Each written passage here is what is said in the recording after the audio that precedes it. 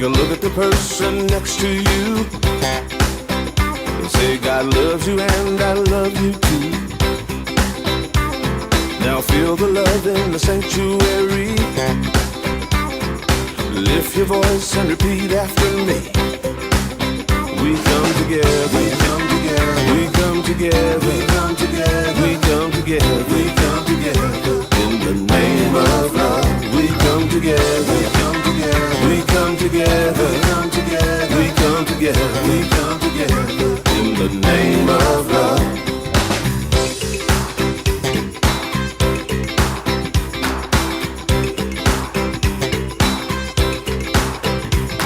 Now look at the person next to you.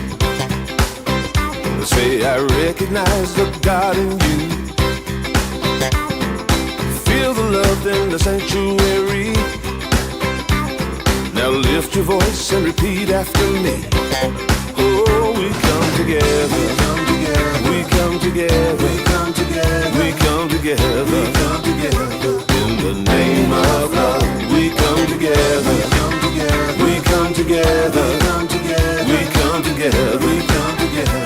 In the name of love, from every walk of life, every walk of life, every creed and color, every creed and color, in kinship we unite, in honor of the God in each other. Take a look at the person next to you. Say namaste, I bow to you. Feel the love in the sanctuary. Feel the love in the sanctuary. Lift your voice and repeat after me. Oh, we come together. We come together. We come together. We come together. We come together. In the name of love, we come together. We come together. We come together. We come together. We come together. We come together. In the name of love, we come together. We come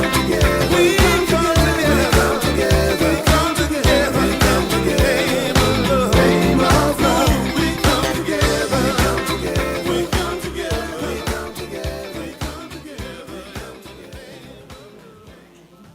Good morning, everybody. Good morning. And welcome to Unity of Springfield on this crisp but sunny morning. And we're going to get into the day by singing Thank You for This Day. It's number 40 in your blue book. Thank you for this day.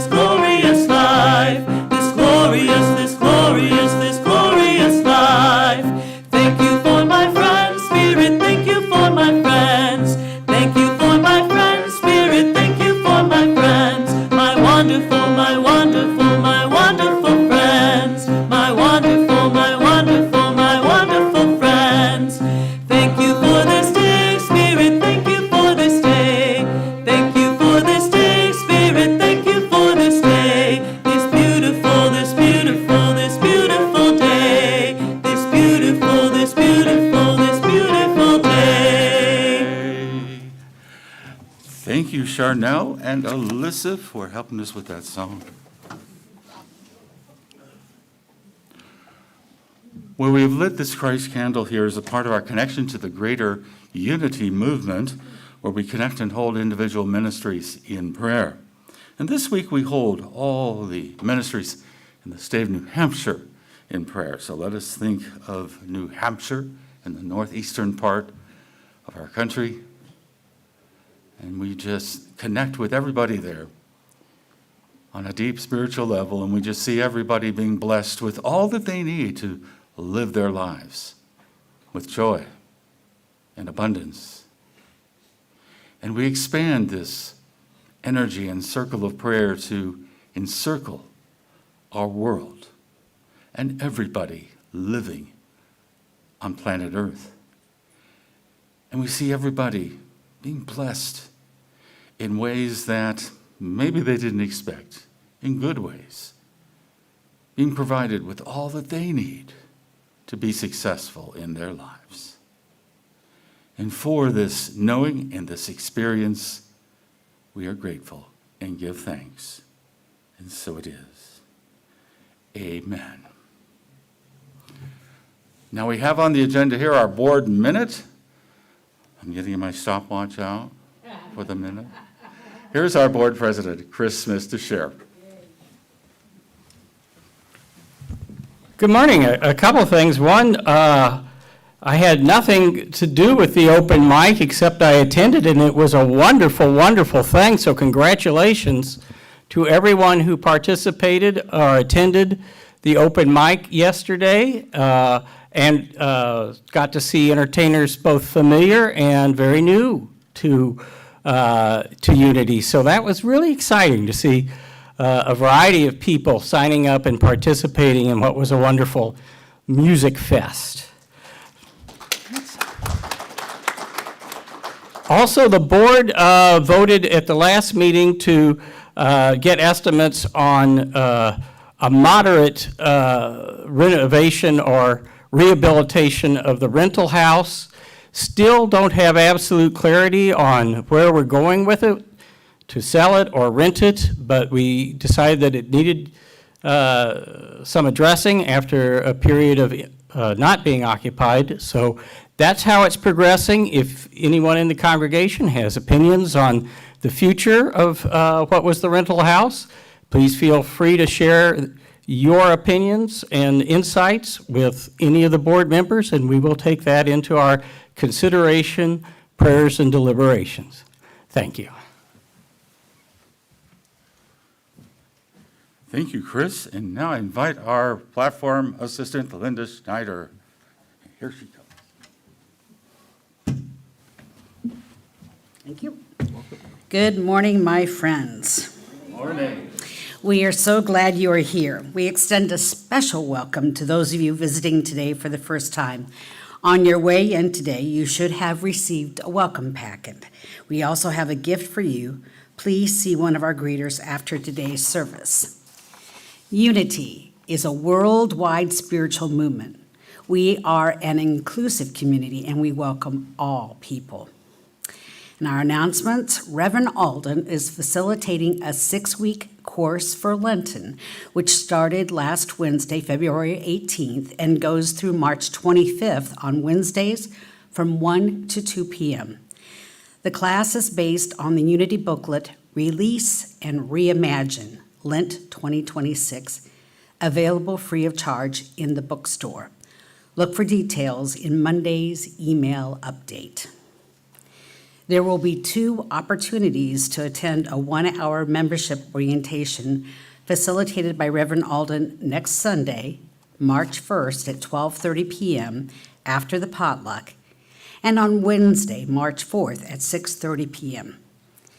This class is required by all who wish to become voting members of Unity of Springfield and will cover Unity's 5 essential teachings, history of the Unity movement, history of Unity of Springfield, and service opportunities within the spiritual community. Registration is required. Sign up either in the lobby or Margaret Kane Hall. Our Unity book sale is going on now through the end of March in Margaret Kane Hall. Browse books during fellowship today. Sales are on a love offering basis. There will be a community meals planning meeting today after the service in the meditation board meeting room. If you would like to financially support the efforts of this outreach program, donations can be made to the church via the website or by check. Please note on your donation that it is for community meals. Reiki treatments will be offered after the service today in the Reiki room. Use the sign-up sheet located in the foyer or ask any one of our Reiki practitioners wearing an orange lanyard to receive a free 12 to 15-minute treatment. If you are number 1 and number 2 on the sign-up sheet, go to the Reiki room after the service to begin your treatment. Other participants, please continue to enjoy fellowship in Margaret Kane Hall until you are called by one of the practitioners. And I have to have a little note here. I got a call today on the way here from one of our practitioners, Ron Harlack, who you will notice is not here today. He is cheering on the Canada hockey team. They were in overtime, he said, and he just couldn't leave. So I blessed him. I told him we understood. The 9 a.m. spiritually speaking class on Sundays is currently studying the book Hell in the Hallway, Light at the Door by Ellen Davenport. Books are available in our bookstore. Please pick up yours, read a few chapters, and join us. Everyone is invited to join us for our new Mindful Monday Peace Circle on Mondays from 3 to 4 p.m.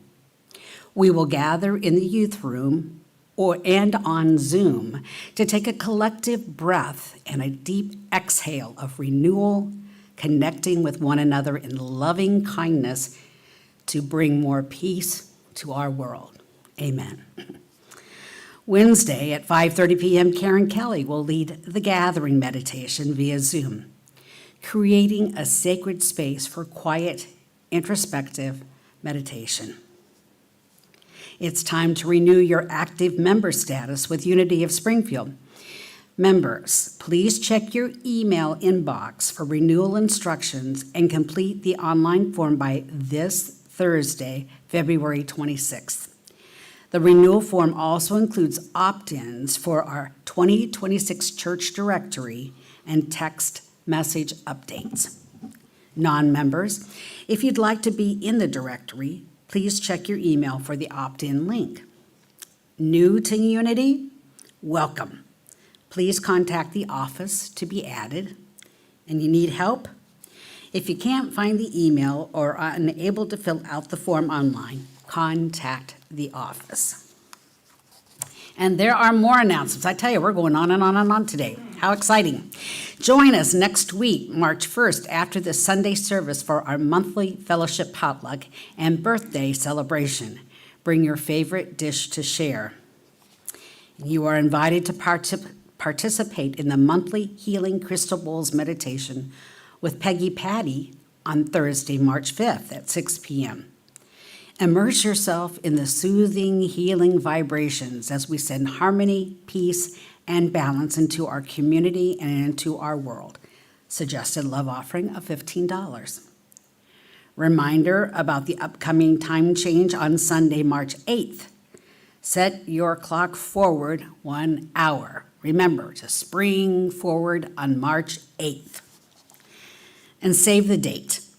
Community Building Workshop on Saturday, March 21st from 10 to noon. This will be a special opportunity to join together and celebrate our spiritual family. Together, we will renew our mindful connection, growing together and expanding our ministry of loving kindness. All Unity members are encouraged to attend. This is facilitated by Jen Miller and Reverend Alden Studebaker. Emails are sent out weekly that have information on current happenings and how to join in events. To sign up for our emails, ask a greeter for a yellow card to fill out or visit our website to subscribe. Also, check out our website for up-to-date information at unityofspringfieldil.org. We would like to give special thanks to our Community Meals team for preparing, delivering, and serving meals to the shelter yesterday and throughout the season. God bless you all. Creating our lives and our world through the thoughts and beliefs we hold in mind is a spiritual principle we practice at Unity of Springfield. We also know this truth together. There is only one presence and one power in the universe and in my life, God, the source of all good. And together our vision statement, a world powerfully transformed through the growing movement of shared spiritual awakening. Together our mission statement. We recognize God is love, individualized in all people. Therefore, we provide a positive environment for spiritual growth that empowers all to be God's love in the world. And together, our youth and family ministry affirmation. Our youth and family ministry empowers the next generation with loving kindness and acceptance, creating a safe, sacred space for children, teens, and young adults to explore, discover, and experience spirituality. And Dave Tell will read today's daily word.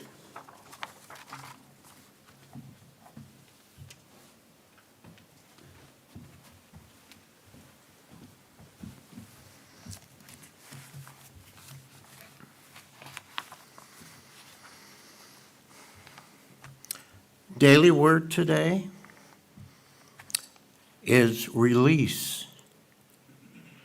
I release old beliefs as I grow and evolve. So many things shaped my beliefs over the years: my upbringing, family history, education, friendships, and spiritual life, to name a few. As I go through life, I will have new experiences and meet all kinds of people. I may find old beliefs that once fit me well, fit me no longer. Growing and deepening in spiritual understanding may mean releasing ways of thinking that no longer serve me. But I can do that and still honor the person I was, my background and my history. Releasing makes room in my mind and opens my heart for the person I am becoming. Releasing my old beliefs readies me for a future of growth and evolution. And from Jeremiah 44, now look, I have just released you today from the fetters on your hands. See, the whole land is before you. Go wherever you think it good and right to go. And once again, our affirmation together. I release old beliefs as I grow and evolve.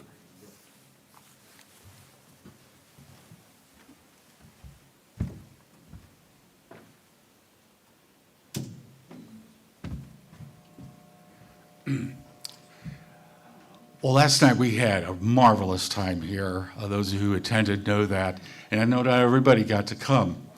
And so you're going to get to hear one of the songs. It was the one at the end. And a little background on this song. Most of you know that we moved here to Springfield from Florida, Southwest Florida. And if you've been in Florida for all 12 months, you know, it's not always like nice and sunny and dry and I'm at the beach and I'm feeling perfect. That there's about 6-7 months of the year where I would simply describe the experience as dripping. You know, daytime highs, 95, pretty normal. Humidity, well, fog would form at 80. So you get the idea. And one time I was sitting in my office at my church in Bonita Springs thinking about this, and I go, wait a minute, why don't you do a video about it? So the video, if you go to my YouTube page, I have my own, Holden Studebaker, it's just my name, and you look around in there, you will find a video, it's about 5 minutes long, called Frozen Peas. Thank you very much. I'm looking at the person who actually, people who actually saw that video, where I made, the frozen peas are a part of it, and they brought me some today. I'm enjoying the chill from the frozen peas. Now, maybe you don't think today is a good day for that, but it's like outside. So, anyway, when I was thinking about what I might add, let me get my guitar, what I might add to the festivities last night, and I knew I was the master of ceremonies. And by the way, I took a lot of video clips of the artists, every one of them, that I've since downloaded. I should get most of these up on our Facebook and Instagram pages in the next few days, so look for that. But anyway, I thought, well, what could I do? And I thought about my time in Florida. And I thought about coming here. And then I thought of a song that I learned to play when I was 15. And with the help of Charnel, we're going to do this song right now. Here we go.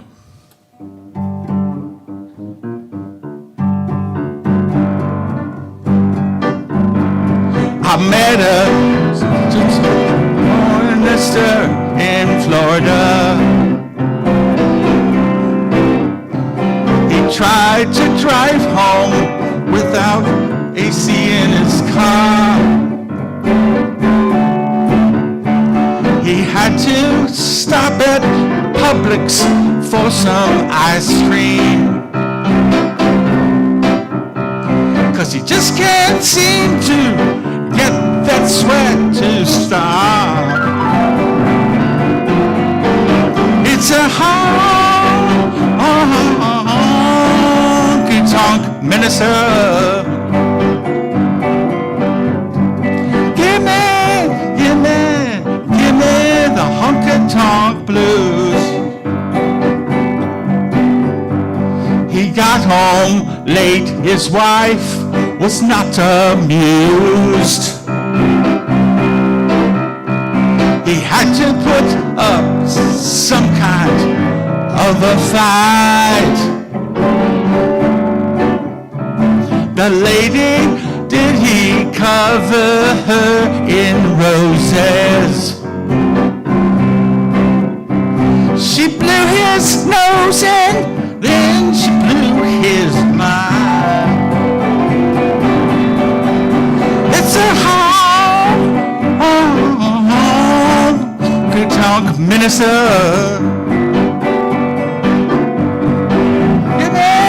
Give me the honky-tonk blues. You want to do a little solo there?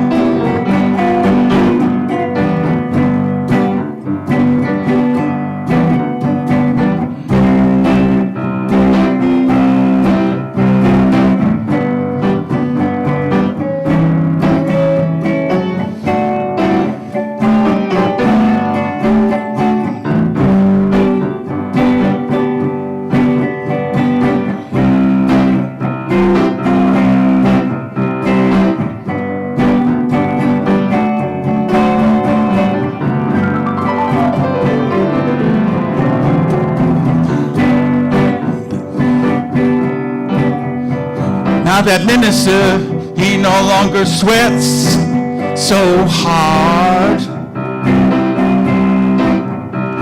He moved up north to Springfield, Illinois. He shovels snow and eats his mellow creams. And now he's not going back to sweating all day long. It's a honky-tonk minister. Give me the honky-tonk blues. One more time, try now. It's a honky-tonk minister. Give me the honky-tonk blues.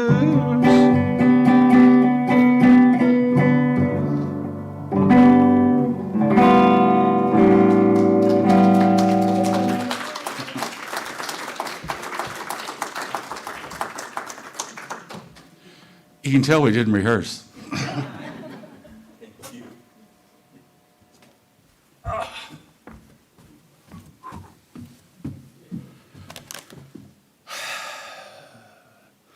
I gotta shift gears.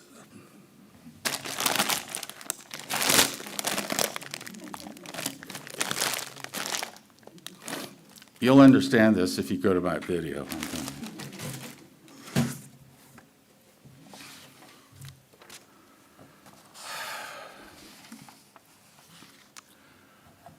Well, we're all going to shift gears for a moment there as we move into a more contemplative moment,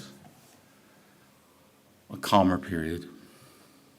But we take the energy that flows through music and flows through us all the time and experience it at a quiet and deeper level. And so we enter into this time of meditation with a sense of freedom and openness to the flow of Spirit. Let us gently close our eyes and release and let go of all that no longer serves us. Everything. Beliefs,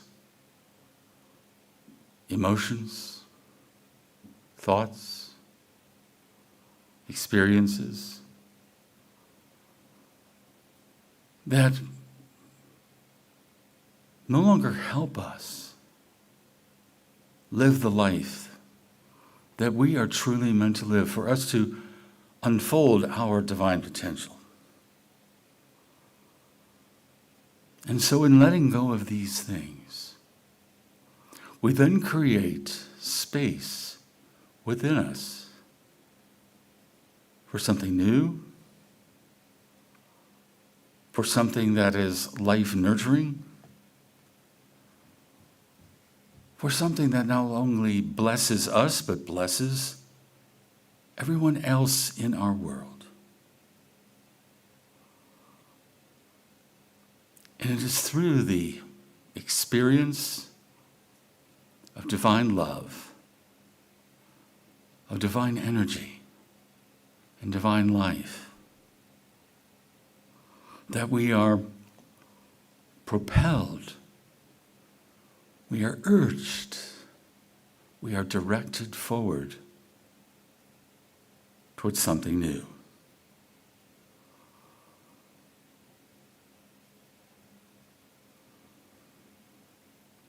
With each breath that we breathe in, we are breathing in new life and energy.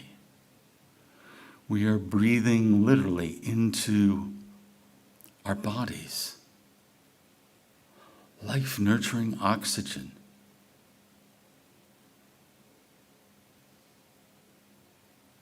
And through this process of relaxed breathing, of prayerful attunement, our awareness, our sense of perception and experience expands to the infinite power and life and energy at the core of our being.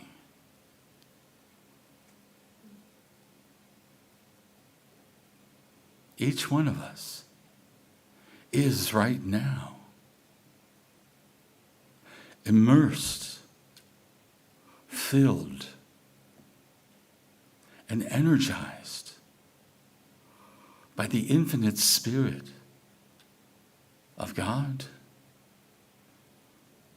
by that higher power that sustains and blesses our world. And the more that we can release and let go of the darkness, the confusion, the frustration of past experiences, the more we do that. And sometimes it takes more than one letting go. But each time, we begin to feel and sense more of life and light and energy coming through us. And coming through us from a source that is hard to define, but we sense is as real as anything that we experience in the physical world. And we sense it as our source, as the ground upon which we were created and sustained and carried forward in life. And right now, in this time of meditation, we consciously make that connection and simply let go and let this energy and power fill us. And so for the next few moments, let us experience this inner flow of spirit in the silence.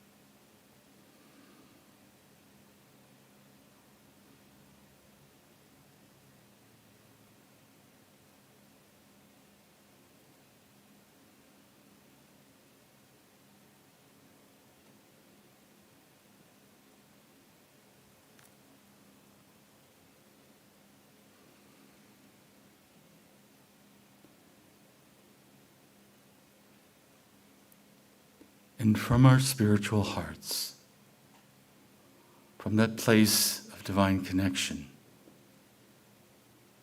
we now emerge from this time of meditation,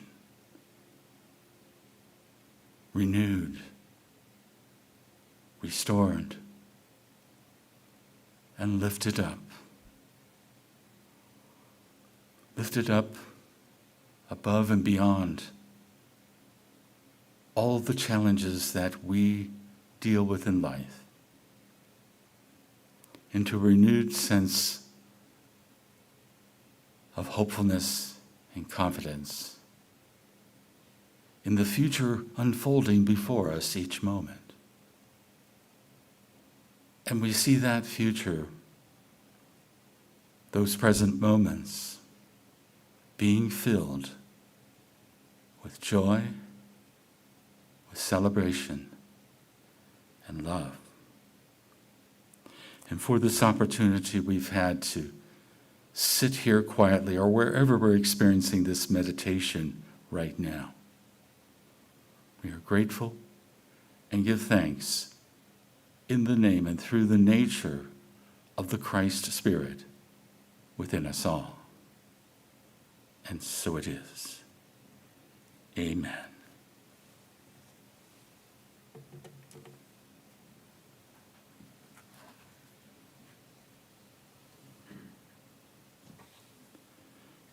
Well, thank you to Charnel and Alyssa for helping out with the music today.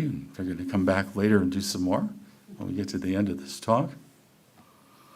But we appreciate your help, both of you, and Charnel. I loved it was good. It really added an extra dimension, and I appreciate that. Thank you to Linda and Dave for being our platform folks today, to Chris and Danny back in the tech booth, to Chris and Becky, who are greeters today, to Chris Farashon, our administrative director in Cincinnati, for keeping us all together from afar. Welcome to everybody watching us on YouTube and Facebook today. And we're continuing with the series we started a few weeks ago called Wisdom of Women in the Bible. And today we're going to look at a very significant woman in the book of Judges. Now, to refresh ourselves about the book of Judges, unless you just finished reading it. Okay. It was a period of the Israelite Confederation. A little bit like, comparisons aren't always exact, but a little bit like the Articles of Confederation period in the United States. It was a little bit looser organization of the country. It was a period of looser governance, I guess is a way to put it. And so to get to this person we're going to look at, we have to fast forward from Sarah and Hagar of last week. So we're going to do that right now because we got to get to where we're going. So we're going to start with these guys here, Abraham, Isaac, who's in the far left corner? Jacob. I just want to make sure that the titles are working. Joseph, Charlton Heston, Joshua, who fought the Battle of Jericho, and led the Israelites back to the promised land of Canaan. And so the people of Israel, Hebrew people, began to take the land from the Canaanites, from the local population, in a series of battles, and you read about it in the earlier sections of the book of Judges. And what was happening from a lifestyle point of view is that they went from being a nomadic people, moving around a lot, to becoming an agrarian people, settling down, on the farm. And in that process, they began to look at the Canaanites who were already settled there and think, well, these guys know a thing or two about agriculture, so maybe we need to follow some of their practices in agriculture. Many of these practices kind of went against what Moses talked about. And it caused trouble. And every time they began following Canaanite practices, they got invaded by somebody. Oh no. And so they had to deal with these invasions. And so when this trouble happened, God would call forth a judge. Now, we usually think of judges, having a bench and then people come up and a case is decided. But really, the best description of these judges, they did some of that, but they were more like chieftains who would then rally whoever they could find in the tribes of Israel to combat this invasion, to set things right again. And so, they had the judicial duties, but they were leaders who arose from the ranks, from one of the tribes, to muster an army, direct the oppressors back to where they need to go, out of the land of Canaan, to restore Israel. Now, there were no kings at this time. That came later, along with a more centralized government. So this was a looser period of time, less organized, and more opportunity for leaders to come forward and show up. Especially for someone who in later times would have never had this opportunity. Which leads us to our judge of the day. Deborah, judge, prophetess, and wife. See, before David ever slew Goliath, that was Deborah. Now, thankfully, she is not portrayed as most women earlier in the Bible. We've talked about this in this series. Think of her as kind of like Xena warrior princess, or a Jewish Joan of Arc. Deborah comes across in the Bible as strong, self-assured, and very capable. And although she is married, she has a husband, he even had a name. His name was Lapidoth. You hear nothing about him, except his name was. He was probably sitting on the couch watching the game while she's out of work. So her story begins with a Canaanite king by the name of Jabin, depends how you want to pronounce it. It's from Hazor, which is up in the northern part of Galilee. We've all heard of Galilee, right? Up in the northern part of what is today Israel. And Jabin had a general named Sisera. And Sisera attacked the Israelites. Remember, they get attacked when they go against the laws of Moses. So, attacked the Israelites and did so for 20 years. 20 years. Whew. That's a long war. It was a very cruel period of time for the Israelites, being just, oppressed by these people. And Jabin had 900 iron chariots. We might think of that today as like 900 Abrams M1 tanks. I'm just trying to put it in a modern day. And so we can think of this as reminiscent of the armored divisions of modern warfare. The only difference is that Jabin didn't threaten with airstrikes or airplanes. They didn't have them at that time. Not that was recorded in the book of Judges. So the Lord, God, heard the sufferings of the people. And God is, after all, omniscient. And so Deborah, from the middle of Israel, from Ephraim, was called forth as a leader. And so we read about her.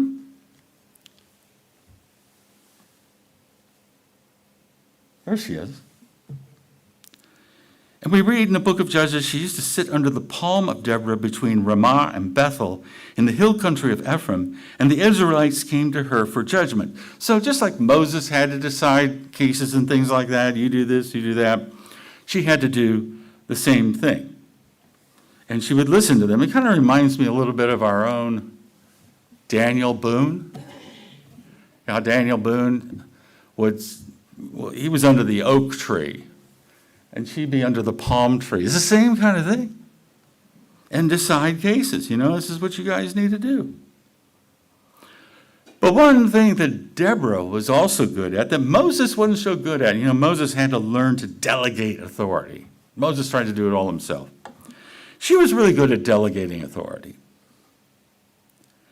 And so she called on all the resources at her disposal to deal with these invading people. So she called upon Barak. And we read here. So one day she sent for Barak, son of Ibonom, who lived in Kadesh in the land of Naphtali. And she said to him, "This is what the Lord, the God of Israel, commands you. Call out 10,000 warriors from the tribes of Naphtali and Zebulun at Mount Tabor. And I will call out Sisera, commander of Jabin's army, along with his chariots and warriors to the Kishon River. There I will give you victory over him." So you can see her in her role as the leader of this confederation. And she's also a prophet, because she's, reading what the Lord is saying is going to happen. And so the strength of her leadership and learning to communicate God's will was part of her abilities. And with Barak, she's all business. No, nicey nice. You're going to do this. You're going to do it. So here she is talking to Barak. And she says, well, Barak speaks first. She says, Barak told her, I will go, but only if you go with me. Very well, she said. I will go with you, but you will receive no honor in this venture, for the Lord's victory over Sisera will be at the hands of a woman. Hold that thought. So Deborah went with Barak to Kadesh, and Barak called together the tribes of Zebulun and Naphtali, and 10,000 warriors went with him. And Deborah also went with him. So she gets together with Barak. God will be with you. There's this promise that you'll defeat him, and then he's like, oh, will you go with me? So she said, well, the Lord will be with him. The Lord is enough. But he thinks that her status as a prophet of the Lord is something that he needs to be successful, rather than just listening to her and doing his job. Oh, you got to come with me. Just because the oracle of our spiritual guidance isn't with us doesn't mean that God isn't with us. There's a lesson there for us. We go on a trip, and we get out on our trip, and all of a sudden we discovered, I forgot to bring the daily word. Of course, today you can go on your phone and read the daily word. But let's imagine you're back in 1990 and you don't have that. You forget your daily word. What are you going to do? Are you totally lost? You don't have God with you? We can always just sit somewhere or stand somewhere. It doesn't matter.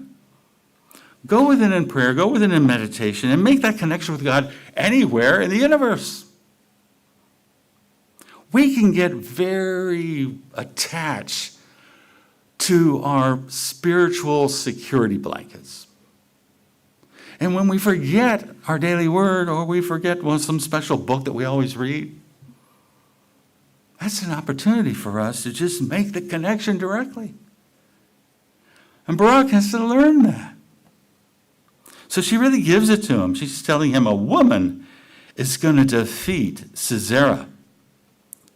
And Barak is thinking it will be Deborah who will get the credit. And she starts ordering him all around. She says to Barak, get ready. This is the day the Lord will give you victory to Sisera, for the Lord is marching ahead of you. And so Barak led 10,000 warriors down the slopes of Mount Tabor into battle. So everything happened as foretold. Remember, she's a prophetess. Barak defeats the army of Sisera. 900 chariots against 10,000 militia streaming down the mountain. And Sisera, the general of the other side, escapes into the camp of a nomadic group of people called the Kenites and their leader Heber. Okay, you got that? The Kenites and Heber. And he goes into the tent of Jael, Heber's wife, and thought he was safe there because there was a treaty, between the Kenites and King Jabin. Mm-hmm. So he thinks, I can go there, it's safe territory, no problem. Relax, have a drink, take a nap, and did all that stuff because he was tired from the battle. He was on the run. So Jael brought him a drink, and he took the nap. And when he fell asleep, something happened. She took out a tent peg and drove it into his head. Oh, God, I'm sorry I brought violence to our church. The book of Judges is a pretty violent book, to be honest. And later, Barak was brought to this tent, and there's Sisera laying there dead, defeated Not at the hands of Deborah, but Jael. Remember back when she prophesied? But you will receive no honor in this venture, for the Lord's victory over Sisera will be at the hands of a woman. But not to be me. A woman. By the way, if you want to see this this is a painting from, let me see if I can pronounce it correctly, Artemisia Gentileschi, Italian painter, 1620, Museum of Fine Arts, Budapest. You can go see this. Now, when we look at this story of Deborah and Barak and Sisera and King Jabin and Jael, what do they represent? They represent these characters, states of consciousness within us. It's a gruesome tale. I must admit that. Again, I mentioned the stories in the book of Judges are pretty raw. But when we see these kinds of stories in the Bible, that's when we can instantly move from it being this horrible battle and it's bloody and it's rated R on TV and everything like that. It's ripe for metaphysical interpretation. It's ripe for allegorically viewing these characters and these people as something in our lives, as something in us. And when we look at Deborah, there she is. When we look at Deborah, her name in Hebrew, does anybody know? It means bee.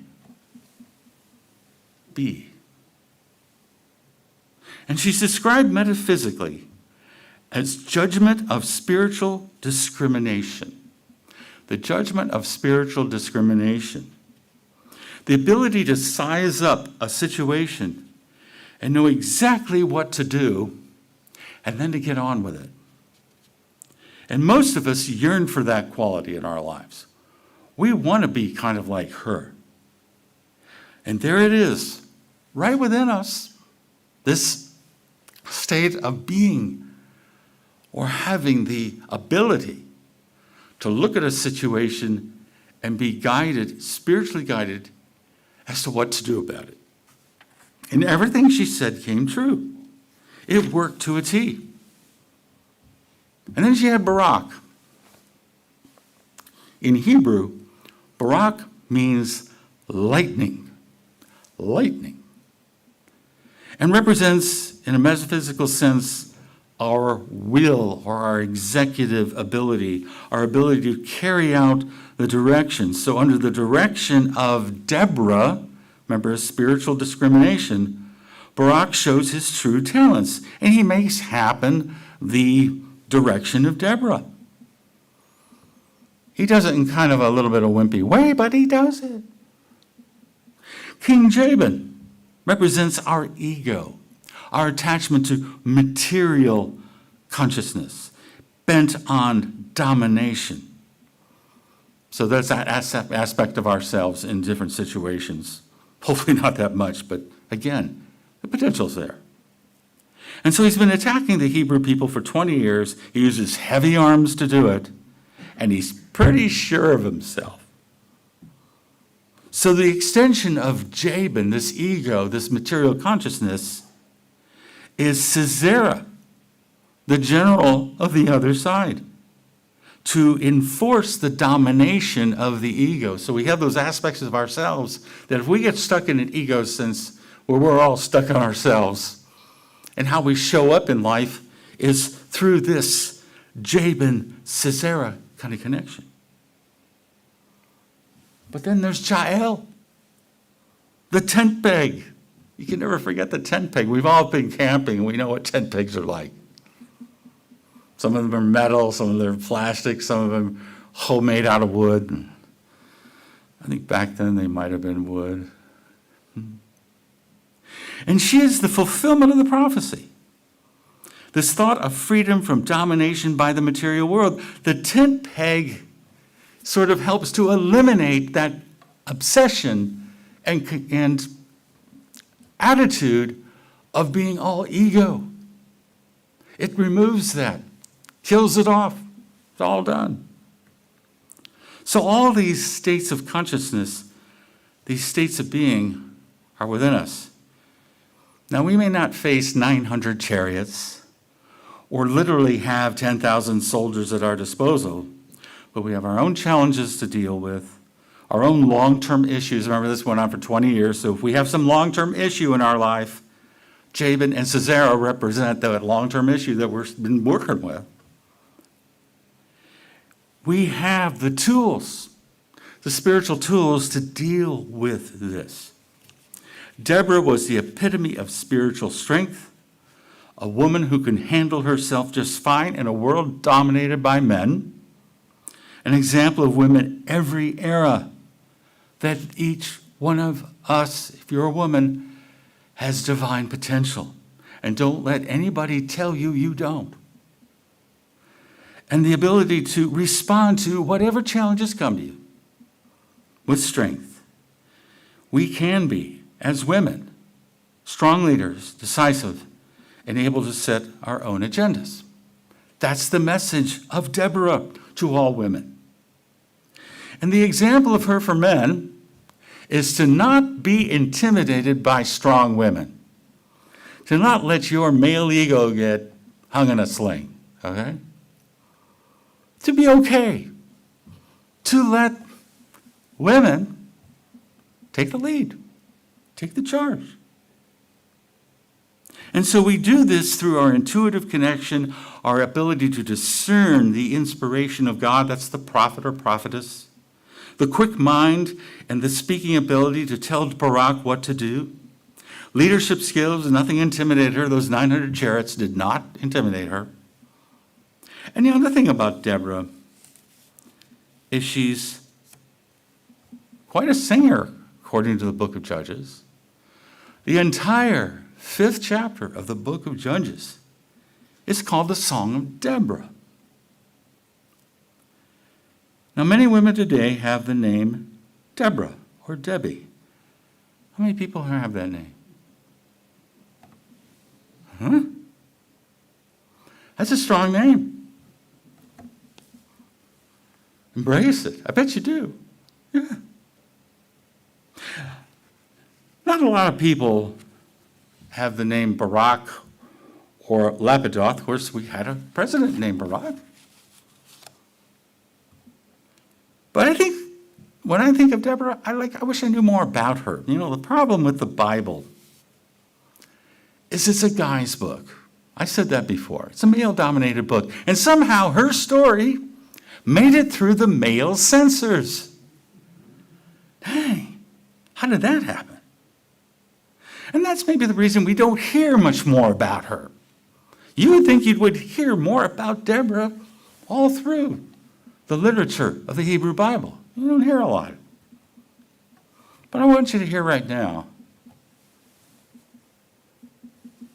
is her song sung in Hebrew.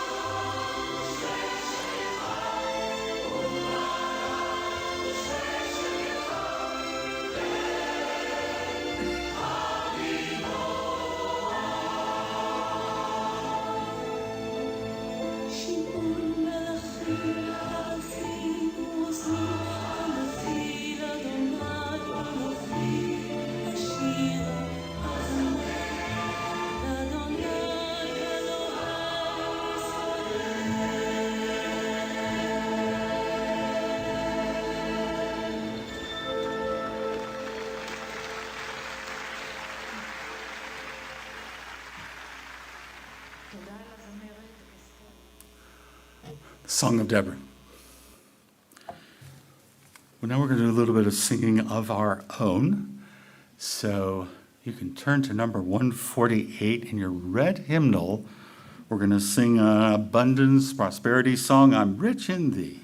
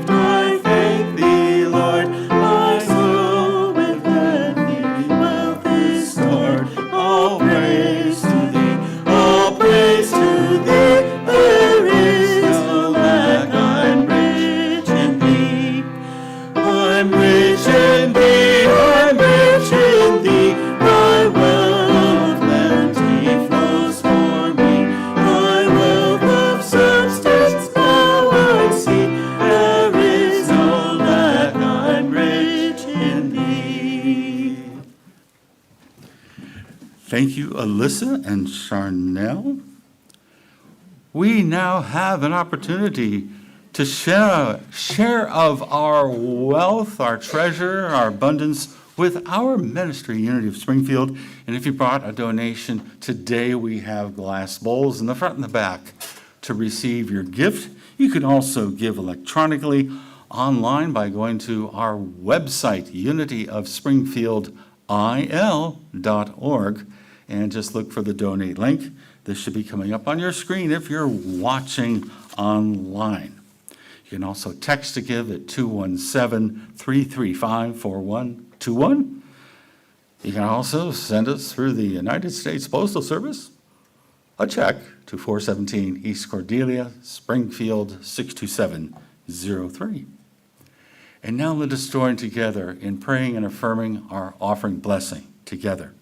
Divine love through me blesses and multiplies all that I am, all that I have, all that I give, and all that I receive.